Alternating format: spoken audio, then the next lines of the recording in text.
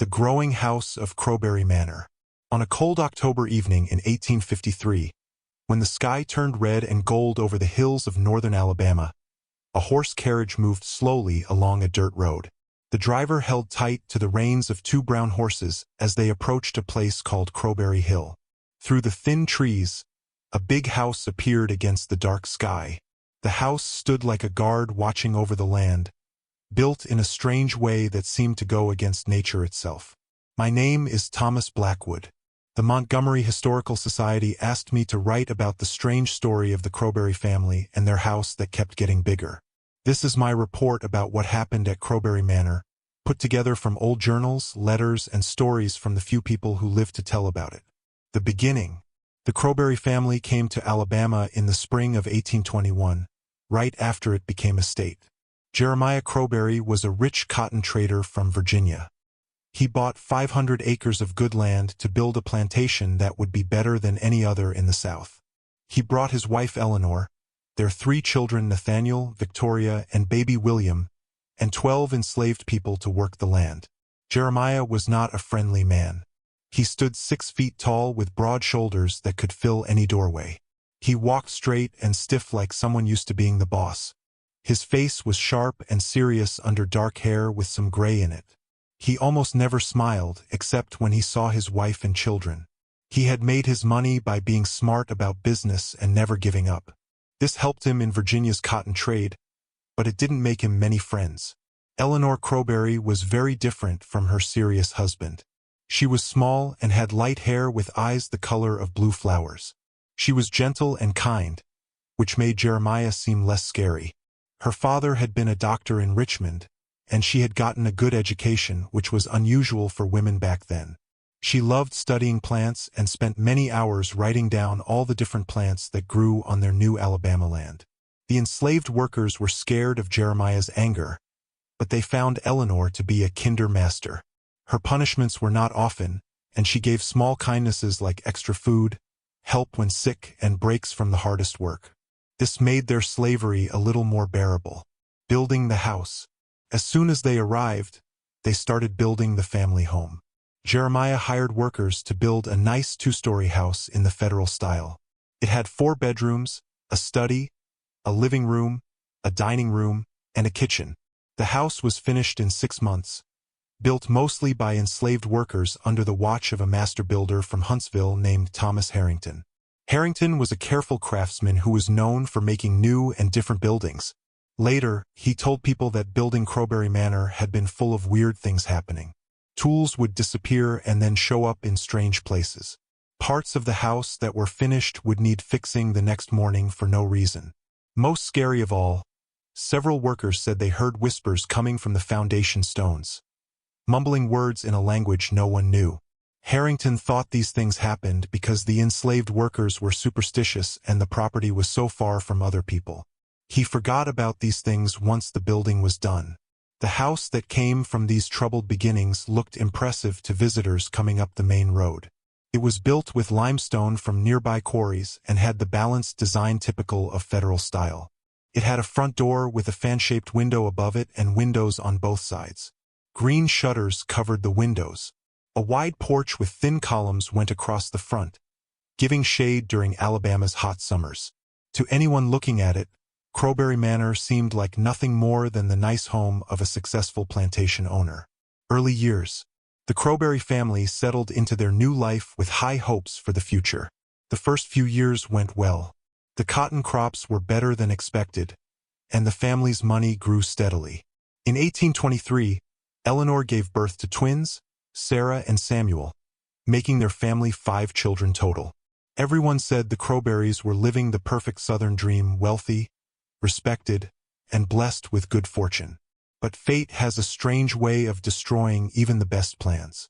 On a very hot July afternoon in 1825, young William Croberry, who was only 5 years old, wandered too close to the creek that ran along the east side of the property. The night before had brought heavy rain, and the usually calm stream had become a rushing river. A house slave named Bessie, who was watching the children that day, noticed William was missing and called for help. A search party was quickly put together, but it was too late. William's dead body was found 2 miles downstream, trapped under a fallen oak tree. The discovery was made by Moses, the oldest of the enslaved workers. He was a man whose bent shoulders and gray hair hid a strength that had kept him going through decades of slavery. It was Moses who lifted the child's wet body from the creek, who carried him gently back to the house, water dripping from the boy's once nice clothes, now just soaked rags. Moses saw Jeremiah Croberry, that strong man of authority, fall to his knees in the mud and make a sound so deep and full of pain that it seemed to come from the earth itself. The first loss. The family was destroyed by grief. Eleanor stayed in her bedroom for weeks, only coming out for the funeral. Jeremiah threw himself into work with new energy, as if hard labor might somehow ease the pain of losing his son. The other children became quiet and sad, their young happiness killed by the cold reality of death. William's funeral was a sad event. Neighboring plantation owners and their families traveled for miles over rough roads to pay their respects. The child was buried in a small clearing on top of a gentle hill that looked over the manor. It was a spot Eleanor had often taken him to watch the birds that lived in the surrounding pine trees. The simple wooden marker, with only his name and the dates of his short life, would later be replaced by a more expensive marble monument as the family's wealth grew. It was the first grave in what would become the Crowbury family cemetery. About 1 month after William's death, the first strange thing happened. Nathaniel, the oldest Crowbury son who was 15, was the first to notice it. He had been sent to get a book from his father's study when he got confused in the hallway that led from the main staircase. Where there had always been a straight path to the study, there now seemed to be an extra doorway. Nathaniel was a serious young man who already showed the smart thinking and attention to detail that would later help him in his law career. He was tall for his age, with his father's strong features made softer by his mother's gentle eyes. He had taken on more responsibilities in the house after William's death. He had been very close to his younger brother, often entertaining William with made-up stories and wooden toys he carved himself. The loss had affected him deeply, though he had learned to hide his sadness behind a mask of quiet competence. Curious about the unfamiliar door, Nathaniel opened it to find a small room he had never seen before. The room had only a few things in it: a child's rocking chair, a small wooden chest, and a window that looked out over the creek where William had died. On the wall hung a small portrait of William that had been painted just months before his death. Nathaniel thought he might be confused or maybe dreaming. He closed the door and went to his father's study, not mentioning what he had found. It was only when Victoria, his 12-year-old sister, found the same room the next day that the family admitted something unusual had happened. Victoria was a thoughtful child with a special talent for music. She had been practicing piano when she stopped to get sheet music from her bedroom. Like Nathaniel, she found herself confused in the familiar hallway, facing a door that had not been there the day before. Her description of what was inside matched her brother's exactly. The rhythmic creaking of the empty rocking chair, the exact arrangement of toys in the wooden chest, William's favorite spinning top, the carved wooden horse Nathaniel had made for him, and the picture book Eleanor had used to teach him his letters. Family confrontation. Jeremiah first thought the room's sudden appearance was his own forgetfulness. Maybe he thought the room had always been there, and in their grief they had somehow overlooked it. But Eleanor knew better. She recognized the rocking chair as the one William had used since he was a baby, though she clearly remembered having it burned after his death because she couldn't bear to see it empty. The portrait, too, had been stored in the attic, wrapped in cloth and placed in a trunk. The chair was burned, Eleanor insisted during a tense family meeting in Jeremiah's study. I watched the flames eat it myself. Jeremiah, his face pale in the lamplight, ran a hand through his graying hair. Perhaps it was a similar chair, my dear. Grief can play tricks on memory. And the portrait? Eleanor countered. Did grief also carry it down from the attic and hang it on a wall in a room that didn't exist yesterday? The discovery of this mysterious addition to their home upset the family deeply, but they spoke little of it to outsiders. In the deeply religious society of early 19th century Alabama, such unexplainable things might easily be seen as evidence of witchcraft or evil influence. Instead, They closed the door to William's room and silently agreed to avoid that part of the house. Life continues. Life at Crowbury Manor went on, though a shadow now hung over the once happy home. Jeremiah's business thrived, and by 1830 he had doubled his land and bought 15 more enslaved workers. The children grew. Nathaniel was sent to Philadelphia to study law. Victoria was being courted by the son of a neighboring plantation owner. The twins, now 7, were being taught by a live-in teacher, a strict woman from Boston named Miss Abernathy, whose rigid approach to education was matched only by her dislike of the southern climate. Despite the family's outward success, Eleanor never fully recovered from losing William. She kept up the duties expected of a plantation owner's wife, supervising the house slaves, entertaining guests, maintaining her garden. But the light that had once filled her delicate features had dimmed considerably. She visited William's room daily despite the family's agreement to avoid it, sitting in the haunted rocking chair and speaking softly to the empty air as if her son might somehow hear her words. Jeremiah, watching his wife's decline with growing concern, talked to Dr. Morrison, the family doctor from Huntsville. Morrison, a heavy man with thick sideburns and a constantly worried look, said Eleanor had nervous exhaustion, and gave her a medicine made of valerian root and alcohol, which was a common treatment for female sadness in that time. He also suggested quietly that perhaps a change of place might help, a visit to relatives in Virginia, or maybe a season at one of the fashionable spas in the Northeast. Eleanor refused to consider leaving Crowbury Manor. "I cannot abandon him," she told her husband, her eyes looking at some far-off place. He would be so alone. Eleanor's death. In the autumn of 1831, tragedy struck again. Eleanor, who had grown increasingly weak, caught a severe fever. Dr. Morrison was called, but his treatments, bloodletting, mustard plasters, and various herbal mixtures, didn't work. After a week of delirium and suffering, during which she often called out for William, Eleanor Croberry died at age 41. The funeral was attended by most of the county's important families. Eleanor was buried in the small family cemetery that had been started after William's death, located on a gentle hill looking over the main house. Jeremiah, now a widower with 4 surviving children, became increasingly withdrawn and sad. 3 days after Eleanor's funeral, Victoria was arranging flowers in the living room when she noticed an unfamiliar door next to the fireplace. Like Nathaniel before her, she felt both curious and afraid as she turned the brass knob.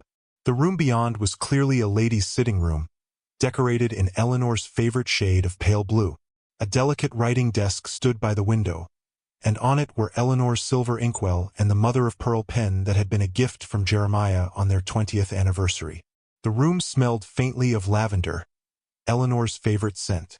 On a small table lay her embroidery hoop with the needle still threaded with green silk, ready to complete the stem of a half-finished rose. Victoria ran from the room in terror, running into her father in the hallway. Through tears, she described what she had seen. Jeremiah, his face pale, went to investigate. He came out of Eleanor's room an hour later, his eyes red from crying, but his expression strangely peaceful. He told the household that the room was not to be disturbed, then went to his study with a bottle of brandy. Spreading fear, word of the mysterious rooms began to spread among the household staff. Abigail, the head house slave who had been with the family since they arrived in Alabama, whispered to the others that the house was haunted, that the spirits of the dead were claiming spaces for themselves in the world of the living. Some of the more superstitious workers refused to go into certain parts of the house after dark. Abigail was a tall woman of commanding presence whose skin bore scars from previous masters who had been less restrained than Jeremiah. She had risen to her position through intelligence, strength, and an unusual ability to anticipate what her enslavers needed. Born into bondage on a Virginia tobacco plantation, she had been bought by Jeremiah as a wedding gift for Eleanor, which, while horrible to modern thinking, was common in that time. Despite the unfairness of her situation, Abigail had formed a real attachment to Eleanor, whose gentle nature and small kindnesses had made her captivity more bearable. The mistress's death had affected her deeply, and the appearance of Eleanor's ghostly sitting room only confirmed her suspicions that Crowbury Manor was a place where the barrier between the worlds of the living and the dead had grown dangerously thin. Jeremiah, aware of the growing unease, gathered the family and servants and sternly warned them against spreading such tales. The rooms, he declared, were simply part of the original building plan that had been put in place in stages. Any suggestion otherwise would be met with severe punishment. His explanation, though obviously false, was accepted publicly, if not privately. Years of stability. The years passed, and the house remained stable. No new rooms appeared, and the family adjusted to their new normal. Nathaniel completed his law studies and returned to Alabama, setting up a practice in Huntsville but visiting the manor frequently. Victoria married James Thornton, the plantation owner's son who had courted her, and moved to his family's estate 10 miles to the west. The twins, Sarah and Samuel, grew into handsome young adults who looked exactly like their late mother.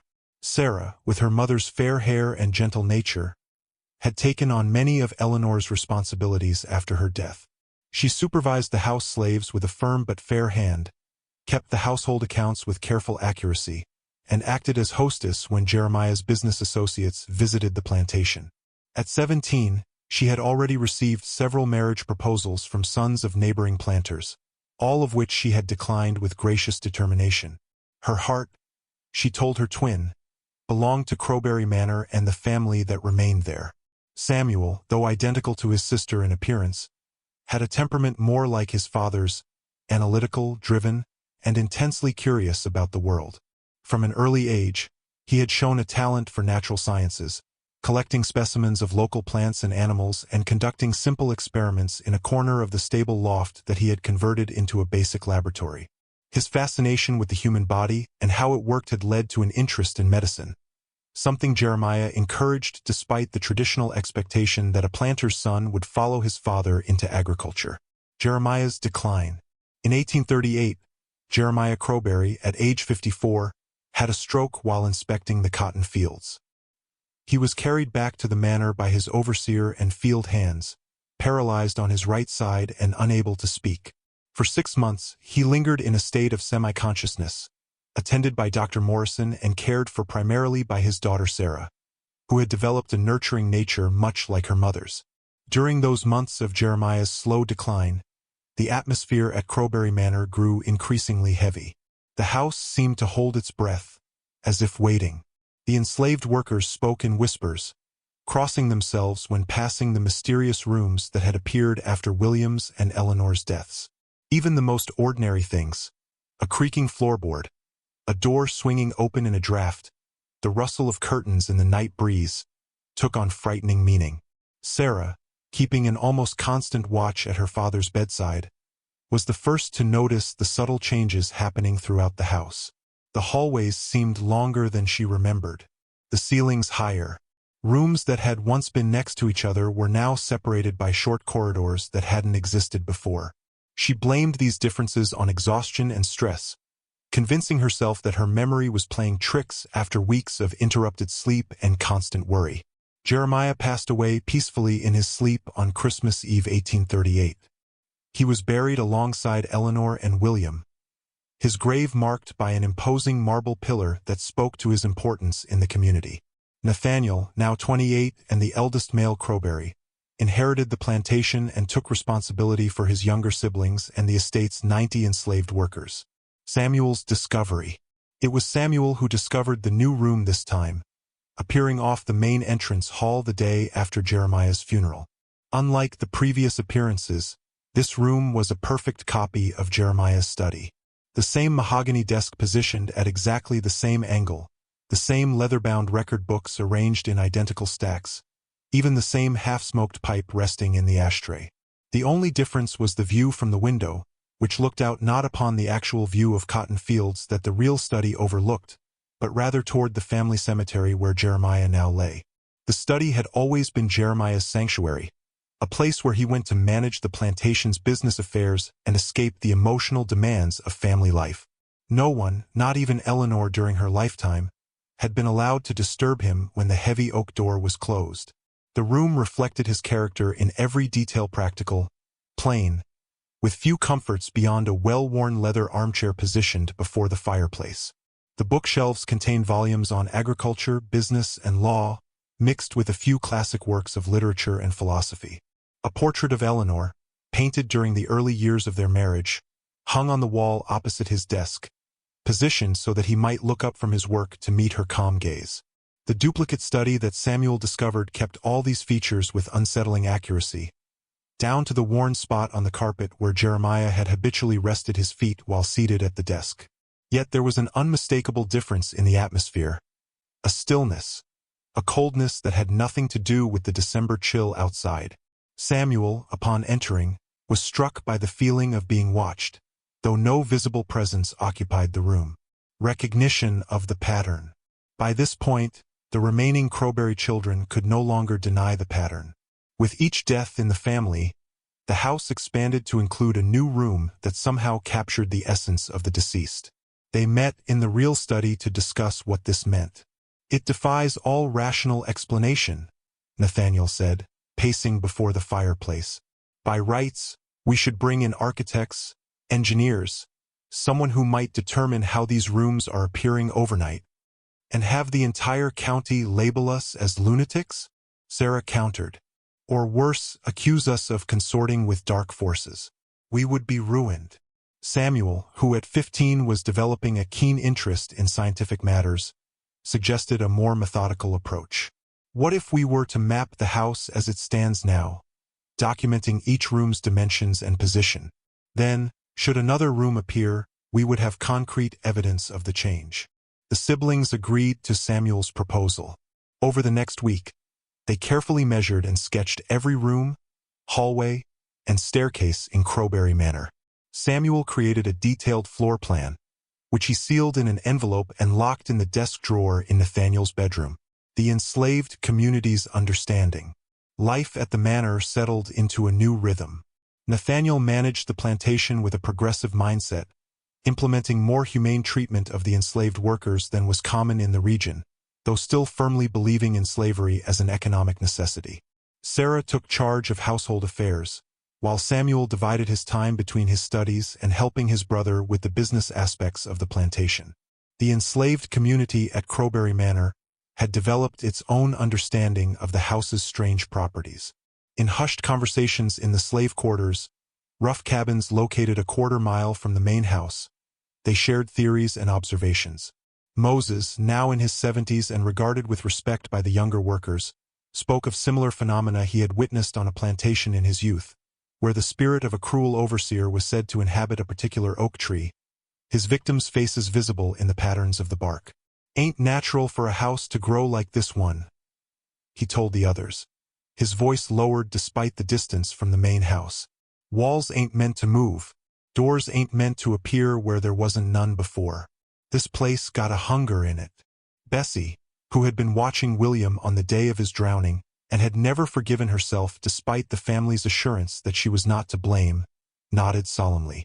"It feeds on death," she whispered. "Every soul it takes makes it stronger." Such conversation stopped abruptly whenever a white person approached, replaced by innocent discussions of weather or work assignments. The Croberrys, had they overheard, would have dismissed such talk as superstitious nonsense. Yet, in their private moments, each harbored similar suspicions about the nature of their ancestral home. Victoria's return and departure. In the spring of 1840, Victoria and her husband James visited Crowbury Manor with their infant daughter, Eleanor, named after her grandmother. During their stay, Victoria confessed to Sarah that she had deliberately avoided returning to her childhood home for fear of encountering the mysterious rooms. When Sarah offered to show her the 3 rooms that had appeared thus far, Victoria declined forcefully, crossing herself in the Catholic gesture she had adopted upon marriage to James, who came from a French Creole family.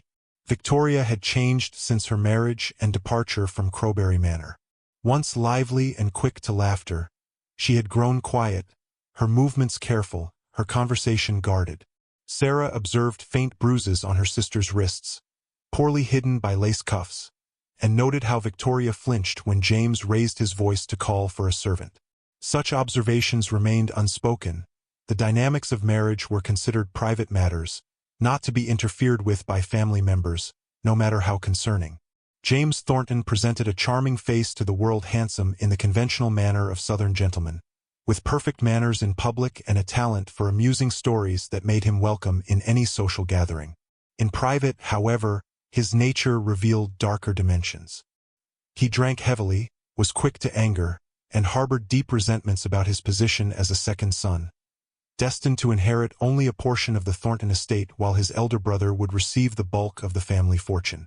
These frustrations he took out on Victoria and increasingly on the enslaved workers under his supervision, who bore the scars of his volatile temper. The visit was cut short when a messenger arrived from the Thornton plantation with news that one of their barns had burned down.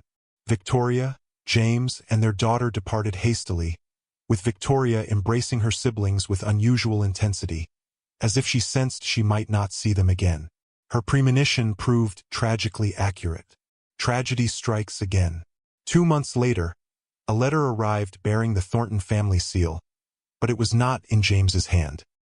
His father, Augustus Thornton, wrote to inform the Croberrys that Victoria, James, and little Eleanor had all died when their carriage overturned on the rain-slicked road between Huntsville and the Thornton estate. None had survived the accident. The letter offered few details about the circumstances of the accident, mentioning only that the carriage had been found at the bottom of a steep slope, the horses dead in their traces, the occupants thrown clear but fatally injured. Augustus expressed his profound grief at the loss of his son, daughter-in-law, and grandchild, and extended an invitation to the funeral to be held at the Thornton plantation. The following week, Nathaniel and Sarah made the sad journey to the Thornton plantation for the funeral. The bodies had been buried in the Thornton family cemetery before their arrival, a circumstance that struck Sarah as oddly hasty, though Augustus explained it was necessary due to the summer heat and the condition of the bodies. The funeral service, conducted by an Episcopal minister from Huntsville, was brief and sparsely attended. Augustus Thornton, an imposing figure even in his grief, dominated the proceedings, accepting condolences with stoic dignity while avoiding any extended conversation with the Croberry siblings. James's elder brother, Richard, was notably absent, reportedly away on business in New Orleans. The atmosphere was tense, the mourning seeming more like a performance than genuine grief, prompting Sarah to whisper to Nathaniel that something about the situation felt wrong. Their suspicions deepened when they attempted to speak with members of the Thornton household staff, hoping to learn more about the accident and Victoria's final days. Each question was met with averted eyes and mumbled responses. One elderly house slave bringing tea to Sarah in the guest chamber seemed on the verge of saying more but was interrupted by the entrance of Augustus's stern-faced wife, who dismissed the woman with a sharp word and remained present for the remainder of Sarah's stay, effectively preventing any private conversations. New rooms appear.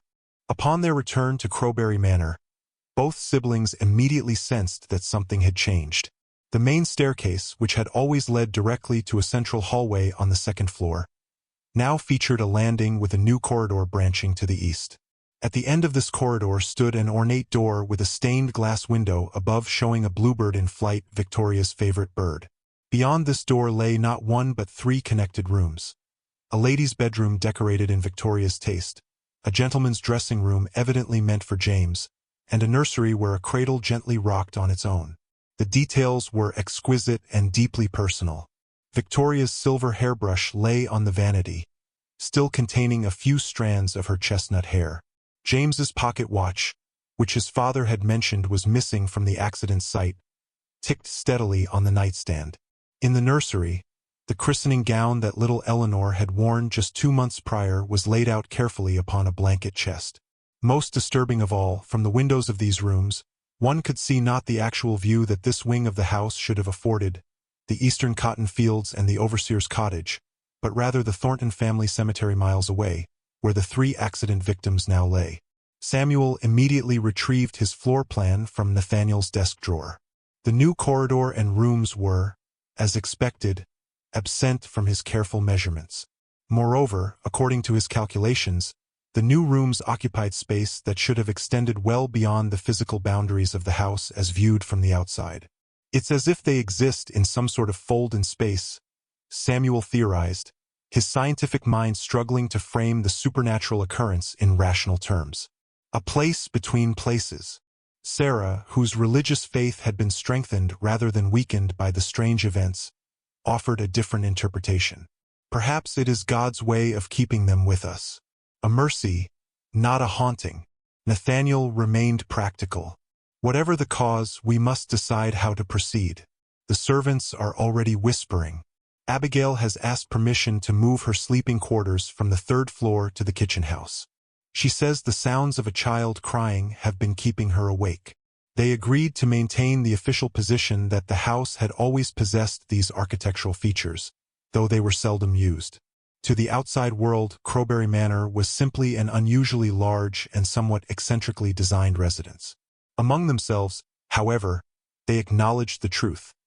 Their home was growing with each Crowberry death, creating spaces that somehow connected the world of the living with whatever lay beyond. Attempts at escape. As word of the unusual properties of Crowbury Manor spread through the enslaved community, attempts at escape increased.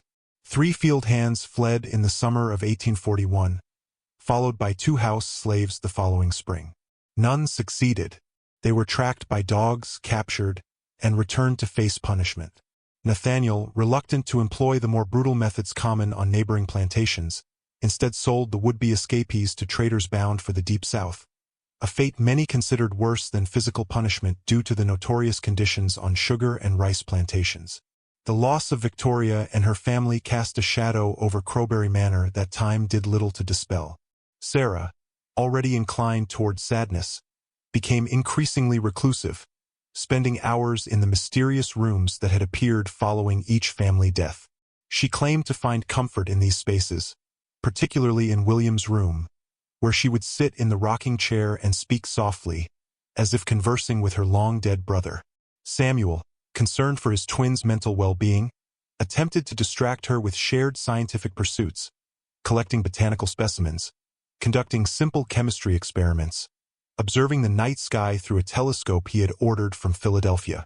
These diversions proved temporarily effective, but inevitably Sarah would drift back to the phantom rooms, drawn by some force neither sibling could articulate. Nathaniel's marriage. Nathaniel, preoccupied with managing the plantation and his legal practice in Huntsville, visited the manor less frequently as the years passed.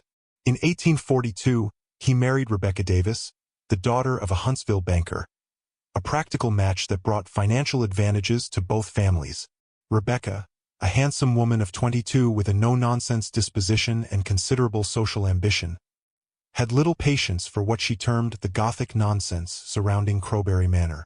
She insisted that their primary residence be established in Huntsville, with only occasional visits to the plantation to oversee operations. The next decade passed without further tragedy. Nathaniel and Rebecca had 3 children: Joseph, born in 1843, Margaret, born in 1845, and Thomas, born in 1848. Samuel, whose scientific interests had evolved into a passion for medicine, left Alabama in 1844 to study at Harvard Medical School, returning in 1848 to establish a practice in Huntsville. Sarah, who had declined several marriage proposals, remained at Crowbury Manor, serving as a surrogate mother to Nathaniel's children during their visits and managing the household with quiet efficiency. Despite the passage of time, the mysterious rooms remained unchanged, preserving their occupants' essences in perpetuity. William's rocking chair continued its ghostly motion. Eleanor's embroidery hoop held the same unfinished rows. Jeremiah's pipe rested in its ashtray as if recently set aside. Victoria's infant daughter's cradle rocked gently to an unfelt breeze. The windows of these rooms consistently displayed views of the family cemetery regardless of their actual orientation within the house. Prosperity and secrets. The plantation prospered under Nathaniel's stewardship. By 1850, Crowberry cotton was being shipped not only throughout the South but to textile mills in New England and even to markets in England. The manor's strange properties remained a closely guarded family secret, though visitors often commented on the house's unusual layout and seeming ability to present new rooms and passages with each visit. In the summer of 1851, a cholera outbreak swept through northern Alabama. Despite Samuel's medical expertise and tireless efforts to treat the afflicted, both in town and on the plantation, the disease claimed numerous lives. including several of the Croberry enslaved workers. The family remained untouched by the epidemic until August, when Sarah began to show symptoms. The cholera epidemic. The cholera that afflicted northern Alabama in the summer of 1851 was particularly virulent, claiming lives with terrifying speed. The disease typically began with mild stomach problems that rapidly progressed to severe diarrhea, vomiting, and abdominal cramps. As the body lost fluids at an alarming rate, the skin would take on a bluish tinge, the eyes would sink into their sockets, and the extremities would grow cold and wrinkled. Death often came within days, sometimes hours, of the first symptoms. The medical knowledge of the time offered few effective treatments. Physicians prescribed everything from bloodletting and medicines to opium and brandy, often doing more harm than good. Public health measures were primitive, with little understanding of the relationship between contaminated water and the spread of disease. In rural areas like northern Alabama, isolation was the primary defense, with families avoiding contact with afflicted households and communities erecting informal quarantines around affected areas. Samuel moved into the manor to tend to his twin sister personally. He employed every treatment known to medical science. Laudanum for pain, calomel to induce purging, camphor compresses, and various experimental remedies he had developed himself. Nathaniel and Rebecca took the children to Montgomery to escape the contagion, leaving Samuel alone with Sarah and a few loyal house servants who refused to abandon their mistress. Despite Samuel's desperate efforts, Sarah's condition deteriorated rapidly. On the 7th day of her illness, she called Samuel to her bedside, and in a moment of clarity amid her fever, extracted a promise from him. "You must continue the documentation," she whispered, her voice barely audible. "The house? It's trying to tell us something. There's a purpose to it all, Sam. Promise me you'll find out what it is." Samuel gave his word, though his scientific mind rebelled against the implication that the house possessed some form of consciousness or intent. Sarah died the following morning, her hand clasped in her twin's, the rising sun casting long shadows across her peaceful face. Sarah's burial and new room. The burial took place at sunset, a simple ceremony attended only by Samuel, Abigail, and Moses, the eldest of the enslaved workers. Nathaniel, still in Montgomery with his family, had sent a telegram expressing his intention to return as soon as the epidemic showed signs of abating. Samuel, exhausted from days without sleep and overwhelmed by the loss of his twin, spoke a brief eulogy that bore little resemblance to the formal religious services typically conducted at Southern burials of the period.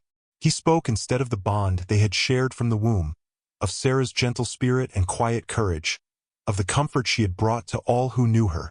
As her coffin was lowered into the earth beside the graves of William, Eleanor, Jeremiah, and the memorial marker for Victoria and her family, Samuel experienced a momentary hallucination, Sarah standing at the edge of the cemetery, beckoning to him with a serene smile before dissolving into the gathering dusk.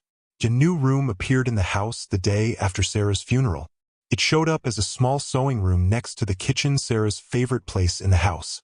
The room contained her work basket, her collection of thimbles from various cities Samuel had visited during his medical training, and an unfinished quilt she had been making for Nathaniel's youngest child. The window looked out upon the family cemetery, though the actual physical location of the room should have shown a view of the kitchen garden instead. The sewing room perfectly captured Sarah's modest character and domestic nature. Unlike the grander spaces that had appeared following the deaths of other family members, this room was small and practical, furnished with a simple pine table, a straight-back chair, and a single oil lamp that burned with a steady flame despite never being filled. The walls were decorated with pressed flowers Sarah had collected over the years, carefully mounted on paper and framed in simple wood. A bookshelf held volumes of poetry, Wordsworth, Keats, Byron dog-eared at her favorite passages. The overall effect was one of peaceful industry, a space where useful work was performed in quiet contentment. Samuel's investigation. Samuel documented the new addition carefully, updating the floor plan he had created years earlier. He measured the dimensions of the room, sketched its contents, and even attempted to determine if the temperature and air quality differed from the rest of the house. His notes reflect a man torn between scientific inquiry and grief, between rational skepticism and the undeniable evidence before his eyes. When Nathaniel and his family returned from Montgomery, Samuel shared his findings and Sarah's final request. Nathaniel, who had always been the most practical of the siblings, suggested that perhaps it was time to bring in outside assistance, a spiritualist or medium who might help them understand the house's strange properties. Samuel objected strongly. "We would be inviting charlatans and frauds to exploit our situation," he argued. "Or worse, we might attract the attention of those who would see our family destroyed out of fear and superstition. No, if there are answers to be found, we must find them ourselves through careful observation and documentation." Nathaniel reluctantly agreed. The brothers decided that Samuel would take up residence in the manor, occupying their father's old study as his bedroom, the better to monitor any changes in the house. He would continue his medical practice on a limited basis, focusing primarily on the health of the plantation workers while devoting significant time to studying the house's supernatural aspects. Changes in Samuel. The next few months passed without event. Samuel established a routine of daily inspections, walking the entire house from cellar to attic, measuring rooms at random to ensure their dimensions remained consistent, and recording any unusual phenomena in a leather-bound journal he kept locked in his medical bag. Nathaniel's family adjusted to Samuel's presence, the children delighting in their uncle's scientific instruments and his willingness to explain their functions. It was young Joseph, Nathaniel's eldest at 8 years old, who first noticed the change in his Uncle Samuel. "Father," he said one evening at dinner, "why does Uncle Samuel talk to himself in the hallway outside Aunt Sarah's sewing room?" Nathaniel questioned his son further and learned that on several occasions, Joseph had observed Samuel standing outside the mysterious sewing room, apparently engaged in animated conversation, though no one else was present. When confronted, Samuel dismissed the incidents as merely thinking aloud while making his observations. But Nathaniel noticed a new feverishness in his brother's eyes, a tension in his manner that had not been present before. Samuel's journal entries from this period, which I have had the privilege to examine, reveal a man increasingly obsessed with the house's secrets. His initial scientific detachment gave way to a more personal quest for understanding. He began to spend hours in the mysterious rooms, particularly Sarah's sewing room, where he claimed to feel a presence neither evil nor good, but intensely familiar. The discovery of symbols. In October of 1851, Samuel made a discovery that would profoundly alter his investigation. While examining the floorboards in William's room, the first supernatural addition to the house, he noticed a small carving partially hidden beneath the child's rocking chair. Moving the chair aside, he revealed a crude but unmistakable symbol, a circle containing a 5-pointed star with various mysterious markings etched around its perimeter. Further inspection revealed similar symbols hidden in Eleanor's sitting room, Jeremiah's study, and the 3 rooms associated with Victoria and her family. In Sarah's sewing room, Samuel found not 1 but 3 such markings. 1 carved into the window frame, 1 embedded in the pattern of the unfinished quilt, and 1 on the underside of her favorite thimble. Samuel's journal entry for October 17, 1851, reads, "The symbols are identical in basic form but contain subtle variations that I believe correspond to the individual family members. They are not random graffiti or children's play. They have been deliberately and carefully placed. Most significantly, they appear to have been created before the rooms themselves came into existence, as if they somehow facilitated the manifestation. This suggests intent, either on the part of the house itself or some external force acting upon it. I am no longer certain that these rooms are merely echoes of the deceased. They may in fact be conduits." The discovery of these symbols transformed Samuel's approach to his investigation.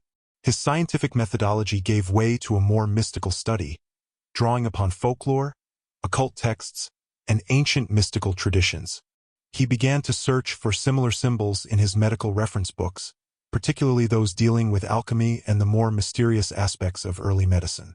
He corresponded with former classmates who had pursued less conventional paths of study, carefully framing his inquiries in theoretical terms to avoid revealing the true nature of his research. Moses's knowledge. Samuel began researching the symbol, consulting his medical books for any reference to similar markings used in folk remedies or superstitions.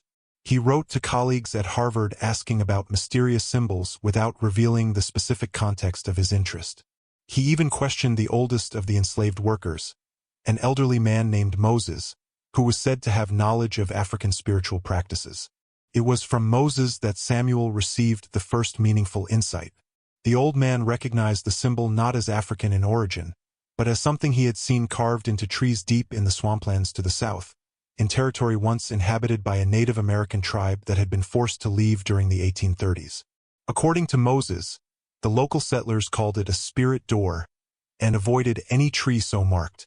Moses, bent with age and half-blind, had been among the first enslaved persons brought to the plantation by Jeremiah Crowbury. Born in Virginia around 1775, he had survived multiple sales and separations from family members before coming into Jeremiah's possession. Despite the hardships of enslavement, Moses had maintained a repository of knowledge that blended African spiritual traditions with Native American practices and European folk beliefs, a mixed wisdom born of survival in a hostile world. "Those marks," Moses told Samuel, his voice low despite the privacy of their conversation in the doctor's makeshift clinic, "they ain't for us to mess with." Creek people called them the breathing places, said they was where spirits could pass back and forth like doorways without doors. White folks cut down most of the marked trees when they cleared this land, but some things can't be destroyed so easy. The sacred land. Armed with this information, Samuel expanded his research. He traveled to Montgomery to access the state archives, searching for information about the land upon which Croberry Manor stood before the family's arrival.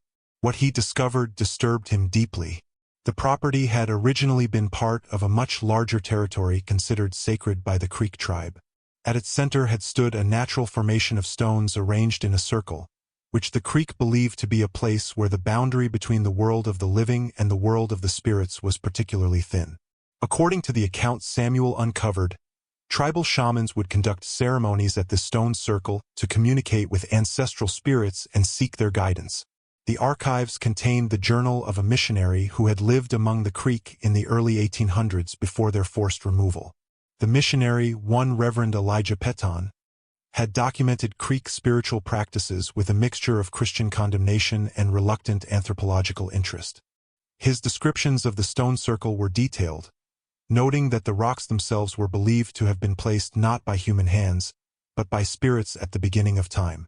The Creek maintained that the circle marked a permanent opening between worlds, a sacred portal that required constant tending by designated tribal members.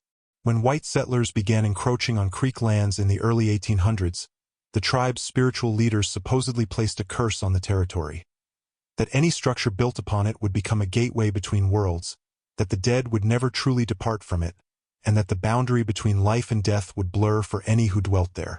The stone circle had been dismantled during the clearing of the land for Croberry Manor's construction, its components used in the foundation of the house. In his journal, Samuel speculated that this incorporation of the sacred stones into the house's very structure might have inadvertently fulfilled the conditions of the curse, creating a dwelling that existed simultaneously in the world of the living and the world of the dead. Reverend Petton's journal included a crude drawing of the stone circle that bore a striking resemblance to the symbol Samuel had discovered in the mysterious rooms. The missionary had noted that similar markings were carved into trees surrounding the sacred site, creating what the Creek called a boundary of passage that warned the uninitiated against casual trespass while guiding spiritual travelers to the central portal. Samuel's deterioration. Samuel's journal entries become increasingly disjointed after this discovery. He describes hearing voices emanating from the mysterious rooms, particularly Sarah's sewing room. He records instances of objects moving of their own accord, of doors opening and closing without human intervention, and of glimpsing figures at the periphery of his vision that vanished when directly observed. On November 12, 1851, he writes, "I have begun to see them, not clearly, not consistently, but they are there. William playing with his wooden horse in the corner of his room. Mother seated at her writing desk, her pen moving across paper that remains blank. Father standing by the window of his study, gazing out at his own grave. They do not acknowledge my presence directly, yet I sense their awareness of me. Are they ghosts, memories given form by some property of the house? Or are they truly present in some adjacent reality that occasionally intersects with our own? His entries detail increasingly frequent and vivid encounters with these spectral family members. Most disturbing were his interactions with Sarah, which he described as conversations that occur in silence, her thoughts flowing into my mind without the intercession of speech. Through these exchanges, Samuel claimed to be receiving guidance in his investigation, with Sarah directing him toward specific aspects of the house's construction and history that might reveal the true nature of its supernatural properties. On December 1, 1851, Samuel writes, "I am now convinced that the rooms are not mere manifestations, but actual portals.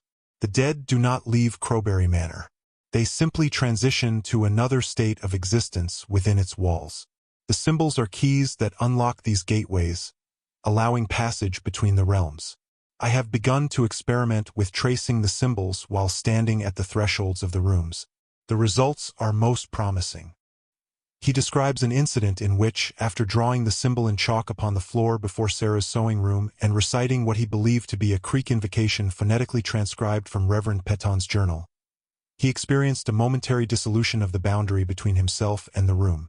For an instant that contained eternity, he wrote, "I existed simultaneously here and there. I saw Sarah clearly, seated at her work basket, smiling as she threaded a needle. She looked up at me, not through me or past me, but at me and said, 'You're getting closer, Sam. Keep trying.' Then the moment passed, the veil descended once more, and I found myself on my knees in the hallway, the chalk symbols smudged beneath my hands." Family concerns. Nathaniel became increasingly concerned about his brother's mental state. Rebecca reported that the children were frightened by their uncle's behavior, his muttered conversations with unseen entities, his habit of standing motionless in doorways for hours, the strange symbols he had begun to draw on scraps of paper and leave throughout the house. Joseph claimed to have seen Uncle Samuel walk into Sarah's sewing room and not emerge for an entire day, despite the door remaining open and the room appearing empty when viewed from the hallway. Rebecca, practical and unsentimental, attributed Samuel's behavior to grief-induced delusion, possibly exacerbated by self-medication with the laudanum and other pharmaceutical substances to which many physicians of the era became addicted.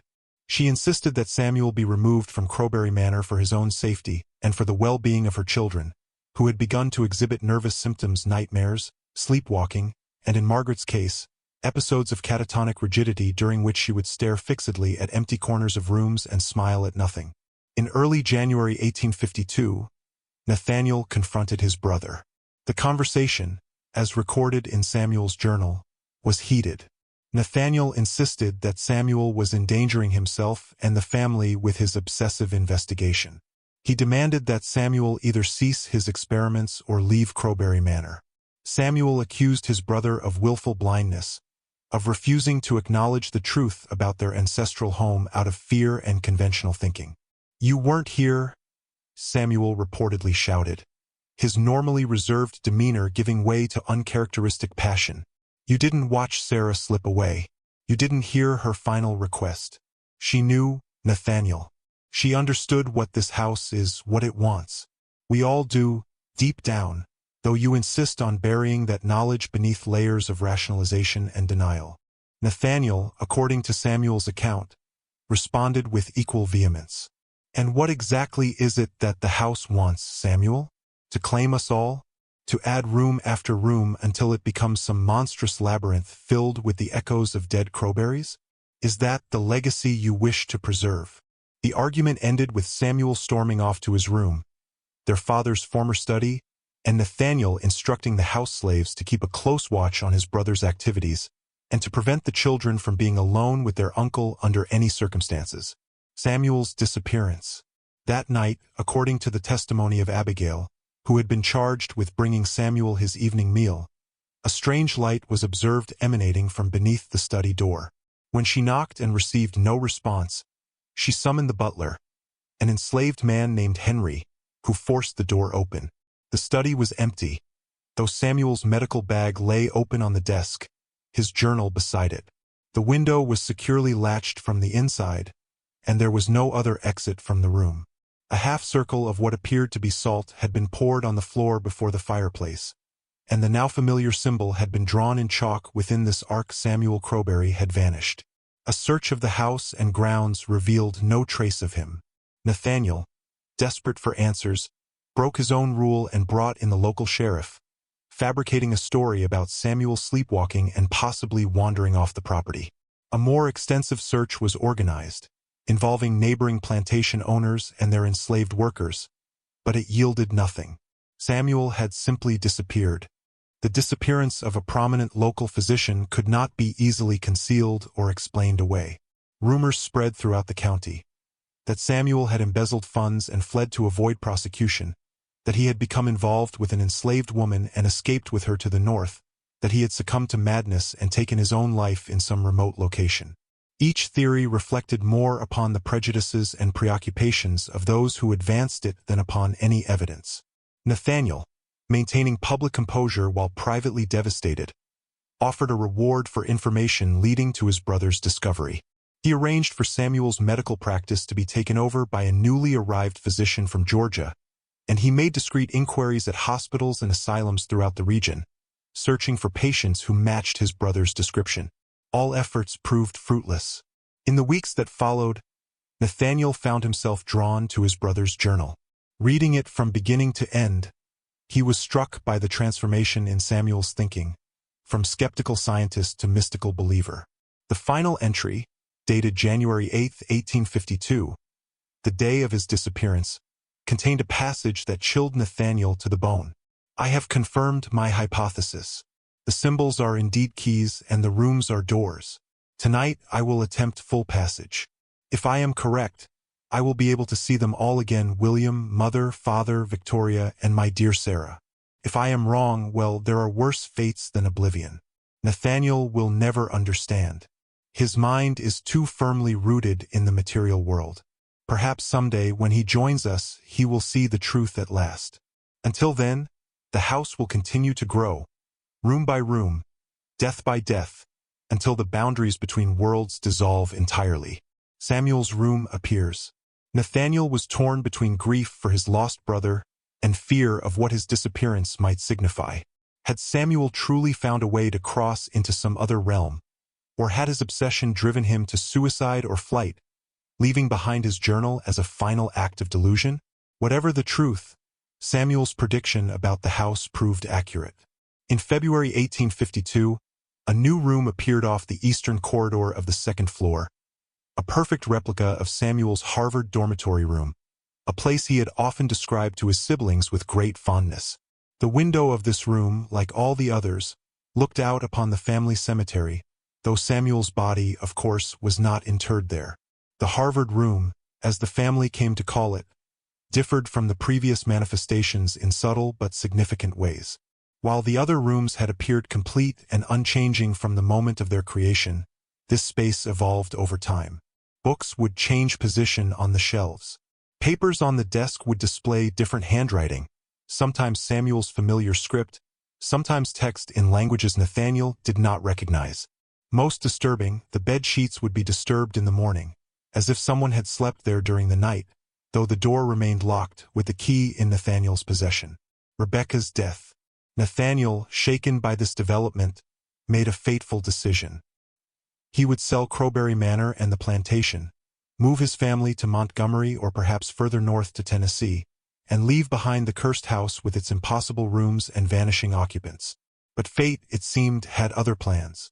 In April 1852, Rebecca contracted typhoid fever. Despite the best efforts of Dr. Morrison, who had taken over Samuel's medical practice, she succumbed after a 2-week illness. Nathaniel was devastated, the children inconsolable. Rebecca was buried in the family cemetery, her grave marked by a weeping angel in white marble. The day after the funeral, a new room appeared adjacent to the master bedroom, Rebecca's private sitting room, where she had often retreated to read or write letters to her family in Huntsville. Every detail was perfect, from the arrangement of books on the shelves to the half-written letter still resting on her writing desk. The ink seemingly wet, though Rebecca had been dead for 3 days when the room manifested. Rebecca's sitting room reflected her practical, no-nonsense character. Unlike Eleanor's more feminine space or Victoria's fashionable boudoir, This room was furnished for utility rather than beauty. A sturdy desk of American oak had replaced the delicate French writing table Eleanor had preferred. The bookshelves contained volumes on household management, simple arithmetic for business purposes, and a few popular novels of the day: Scott, Cooper, Dickens. A portrait of her 3 children hung on the wall opposite the desk, positioned so that she might glance up from her correspondence to see their faces. The half-finished letter on the desk was addressed to Rebecca's sister in Nashville, discussing the potential relocation of the family to Tennessee, a plan Nathaniel had shared with his wife but mentioned to no one else. The letter broke off mid-sentence. "I have nearly convinced Nathaniel that we must leave this house before." The abrupt ending, with the pen lying beside it as if just set down, seemed an ominous portent. Desperate plans. Nathaniel, his resolve strengthened by this latest supernatural occurrence, accelerated his plans to leave Crowbury Manor. He contacted a land agent in Montgomery, listing the plantation for sale at a price well below its market value. Eager to be rid of it at any cost, he began making arrangements for the family's relocation, selecting a house in Nashville, Tennessee, where his late wife's sister lived with her husband and children. The children, however, were reluctant to leave, particularly Joseph, who had begun to exhibit a disturbing fascination with the mysterious rooms. Nathaniel discovered the boy in Rebecca's sitting room one afternoon, apparently conversing with thin air. When questioned, Joseph insisted that he had been talking to his mother, who was still here, just different. Alarmed, Nathaniel forbade the children from entering any of the supernatural rooms. He went so far as to nail boards across some of the doorways, though he found to his dismay that the barriers had been removed the following morning, with no one in the household admitting responsibility. The enslaved workers, already uneasy about the house's reputation, became increasingly difficult to manage. Several more attempted escape, preferring the risk of capture and punishment to continued residence at Crowbury Manor. Those who remained performed their duties with obvious reluctance, crossing themselves when passing certain areas of the house and refusing to enter some rooms even under direct order. Abigail, who had served the family loyally for decades, requested permission to sleep in the kitchen house rather than in the servants' quarters on the 3rd floor, claiming that she could no longer rest with so many eyes watching in the darkness. The failed sale. In June 1852, a potential buyer for the plantation arrived from Georgia, a Mr. Horace Wilkinson, a wealthy speculator looking to expand his holdings into Alabama. Nathaniel gave him a carefully guided tour of Crowbury Manor, avoiding the mysterious rooms and presenting the house as a standard, if somewhat oversized, plantation residence. Wilkinson seemed impressed and indicated his interest in making an offer. He requested permission to stay the night to further assess the property, a proposal Nathaniel reluctantly accepted, instructing the house slaves to ensure their guest did not wander into the prohibited areas of the house. The following morning, Wilkinson appeared at breakfast looking pale and disturbed. He made his excuses, declined to discuss the property further, and departed with unseemly haste. Nathaniel would later learn from his land agent that Wilkinson had spread word throughout the region's business community that Crowbury Manor was unnatural and cursed, effectively poisoning the well for any future sales. Undeterred, Nathaniel pressed forward with his relocation plans. He began selling off portions of the plantation's land to neighboring farmers, liquidating assets, and preparing the household for the move to Tennessee. The date was set for August 15, 1852, 1 year after Sarah's death. The final night. As the departure date approached, strange phenomena increased throughout the house. Objects disappeared from one room only to reappear in another. Doors that had been locked at night stood open in the morning. The sounds of conversation, music, and children's laughter emanated from empty rooms. The enslaved workers, already uneasy about the house's reputation, began to abandon their posts, fleeing to neighboring plantations despite the severe punishment such actions typically incurred. By August 10th, only Nathaniel, his 3 children, and 5 house slaves remained at Crowbury Manor. The trunks were packed, the furniture covered with dust sheets, and a carriage had been arranged to take them to Huntsville, where they would board a train for Nashville. On the night of August 14th, the house seemed to come alive with supernatural activity. Every door in the manor opened and closed of its own accord, repeatedly and simultaneously. The temperature fluctuated wildly, from stifling heat to bone-chilling cold from one moment to the next. The mysterious rooms glowed with an internal light that spilled into the hallways, pulsing like a heartbeat. Nathaniel gathered his terrified children in the parlor, the only room that seemed relatively untouched by the phenomena. He sent Abigail, the last remaining house slave with any loyalty to the family, to harness the horses to the carriage, determined to depart immediately rather than wait for morning. Abigail never returned. After 30 minutes, Nathaniel decided to investigate her absence, instructing 10-year-old Margaret to watch over her brothers, Joseph, now 9, and Thomas, 4. He ventured out to the stables, found the horses agitated but unharmed, the carriage prepared as instructed, but no sign of Abigail. Returning to the house, he was met with a sight that stopped his heart. The front door stood wide open, and small footprints led from the parlor into the main hallway. His children had left the safety of the room during his absence. The children vanish. Frantic, Nathaniel followed the tracks. The smaller prints, likely Thomas's, led to William's room, the first of the supernatural chambers to appear. The medium-sized prints, Margaret's, veered toward Rebecca's sitting room. The largest set, Joseph's, proceeded directly to Samuel's Harvard room. Nathaniel hesitated at the first doorway, William's room. The rocking chair was moving of its own accord, creaking rhythmically. Steeling himself, he entered. The room appeared normal aside from the rocking chair, but when he turned back toward the door, he found it had vanished. The wall was solid, unbroken by any exit. Panic rising, Nathaniel pressed his hands against the wall where the door had been. To his shock, they passed through the seemingly solid surface as if it were smoke. Taking a deep breath, he stepped forward, passing through the wall and emerging not in the hallway as expected, but in his late wife's sitting room. Margaret sat at Rebecca's writing desk, her small hand guiding a pen across a sheet of paper. She did not respond to Nathaniel's calls. Moving closer, he saw that her eyes were open but vacant, and the letter she wrote was in her mother's distinctive handwriting, not her own. "Margaret," he pleaded, touching her shoulder. "Margaret, we must leave." His daughter turned slowly, her expression blank. "Mother says we can't leave," she said in a flat, emotionless voice. "None of us can ever leave. The house won't let us." Before Nathaniel could respond, a door appeared in the far wall of the sitting room, a door he knew had not existed moments before. It swung open of its own accord, revealing Samuel's Harvard room beyond. Joseph stood in the center of the room, his back to the door, facing a figure that made Nathaniel's blood run cold. It was Samuel or something wearing Samuel's appearance. The figure was translucent, its edges blurring and shifting as if it were composed of smoke rather than flesh. It was speaking to Joseph in a voice that seemed to come from everywhere and nowhere, the words indistinct but the tone coaxing, persuasive. "Joseph!" Nathaniel shouted, pulling Margaret from the chair and pushing her behind him. "Joseph, come here at once." Both his son and the apparition turned.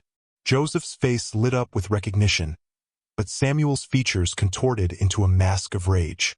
The spectral figure reached for Joseph, its arm elongating unnaturally, fingers stretching into talon-like appendages. Nathaniel lunged forward, crossing the threshold into Samuel's room and seizing Joseph's arm. He pulled his son back toward Rebecca's sitting room, but the door began to close, the opening narrowing with unnatural speed. In a desperate move, Nathaniel shoved Joseph through the shrinking gap, then attempted to follow. He was halfway through when the door slammed shut, trapping him. Pain exploded through his midsection as the supernatural portal cut through flesh and bone. The gruesome discovery. Nathaniel Croberry's divided body was discovered the following morning by a neighboring farmer who, concerned by reports of strange lights at the manor, had ridden over to investigate. The lower half of Nathaniel's body lay in Rebecca's sitting room, the upper half in Samuel's Harvard room. The two have separated by a solid wall that, according to all architectural logic, should not have existed. The farmer, one Elijah Jenkins, had approached Crowbury Manor with considerable trepidation that August morning. The house's reputation had spread throughout the county, with rumors of supernatural occurrences growing more elaborate with each telling. Jenkins, a practical man not given to superstition, had dismissed most of these tales as the product of overactive imaginations and the human tendency toward morbid fascination. Yet the reports of unusual lights emanating from the supposedly empty manor had piqued his concern, particularly given his awareness of Nathaniel's intention to depart with his children that very day. What Jenkins discovered upon entering the house defied rational explanation. The scene in Rebecca's sitting room was one of extreme violence. Blood spattered across the walls and furnishings, pooling on the floor around the severed lower portion of a man's body. Following a trail of bloody handprints, Jenkins made his way to Samuel's Harvard room, where he found the corresponding upper half, the face frozen in an expression of agony and terror that would haunt the farmer's dreams for years to come. Of the Croberry children, there was no sign. The house was empty, though all their belongings remained, the packed trunks still standing in the entrance hall, ready for a departure that never occurred. Jenkins, overcoming his horror and revulsion, rode immediately to Huntsville to alert the authorities. The sheriff, accompanied by Dr. Morrison and several deputies, returned with him to Crowbury Manor to investigate the grisly scene. Their search of the house and grounds yielded no trace of the Croberry children or of Abigail, the house slave who had last been seen the previous evening. The local authorities, baffled by the scene and disturbed by the unnatural division of Nathaniel's corpse, hastily buried him in the family cemetery without a proper inquest. The plantation and house were seized by the state due to the absence of any adult Croberry to claim the property. Edward Croberry arrives. For a year, Crowbury Manor stood vacant, its reputation for supernatural horror keeping even the most desperate squatters at bay. Then in September 1853, the property was purchased at auction by a distant cousin of the Croberrys, one Edward Croberry from South Carolina, who claimed to have no knowledge of the house's history or the fate of its previous occupants. Edward Croberry was a man of substantial means but limited imagination. A successful merchant in Charleston, he had amassed a considerable fortune through the import and export of luxury goods, European textiles, tropical hardwoods, exotic spices, and occasionally, though he would never admit it publicly, human beings. His purchase of Crowbury Manor represented an attempt to establish himself as a landed gentleman, a social position that had eluded him despite his wealth due to his family's relatively recent arrival in the South and their connection to trade rather than agriculture. He arrived with his wife Charlotte and their 4 children in early October. Charlotte, a delicate woman of nervous disposition who had opposed the relocation from Charleston, was immediately struck by what she termed the oppressive atmosphere of Crowbury Manor. "There is something wrong with the air here," she wrote to her sister after their first night in the house. "It feels thick, resistant, as if the very act of breathing requires more effort than it should. The children complain of strange dreams, and I confess that my own sleep was troubled by visions I cannot bring myself to describe." They moved into the manor despite the warnings of neighbors and the reluctance of local workers to enter the property. Edward dismissed the tales of supernatural occurrences as superstitious nonsense, attributing them to the overactive imaginations of uneducated countryfolk. The family settled in, avoiding the strange rooms that Edward presumed were simply unused portions of the oversized house. He hired new enslaved workers from markets in Montgomery and Huntsville, none of whom were familiar with the manor's reputation. By Christmas 1853, Crowbury Manor was once again a functioning plantation home. Alice's new friends. It was in January 1854 that Edward's youngest child, 5-year-old Alice, first mentioned her new friends, 3 children and a baby who lived in rooms that her parents couldn't see. Edward and Charlotte dismissed this as imaginary playmates, a common enough phenomenon among children in isolated rural settings. But when Alice began accurately recounting details of the original Crowberry family's life, details she could not possibly have known, Edward became concerned. He questioned his daughter closely, asking how she had learned these things. Alice's response was chilling in its simplicity. "Joseph told me. He knows everything about the house because he's part of it now. They all are. And soon we will be too." Alice's siblings, Edward Jr., age 12, Mary, age 10, and Henry, age 7, initially scoffed at their younger sister's tales. Edward Jr., in particular, prided himself on his rational, scientific mindset and dismissed Alice's friends as childish fantasy. Yet within weeks, all 3 older children had begun to report similar experiences. Glimpses of unfamiliar figures at the ends of hallways, doors that hadn't existed the day before, rooms that seemed to shift position within the house overnight. Charlotte, already predisposed to nervous complaints, became increasingly agitated as January progressed into February.